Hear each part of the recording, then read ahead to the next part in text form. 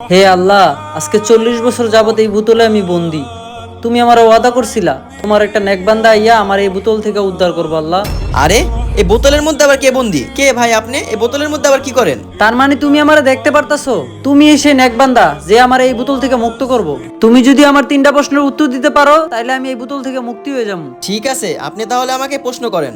এমন কোন জিনিস যেটা আমরা মানুষরা দেখি কিন্তু আল্লাহ তাআলা দেখে না? ওইটা হচ্ছে গিয়া স্বপ্ন, যেটা আমরা মানব জাতি দেখি কিন্তু আল্লাহ তাআলা দেখে না। এমন কোন জিনিস যেটা থাকলে জানাজা হয় না আর না থাকলে কখনো বিয়ে হয় না?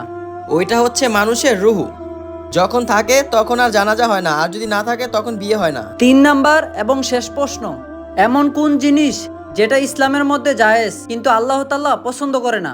ওইটা হচ্ছে গিয়ে তালাক, যেটা আমাদের ইসলামে জায়েজ কিন্তু আল্লাহ তাআলার পছন্দ না।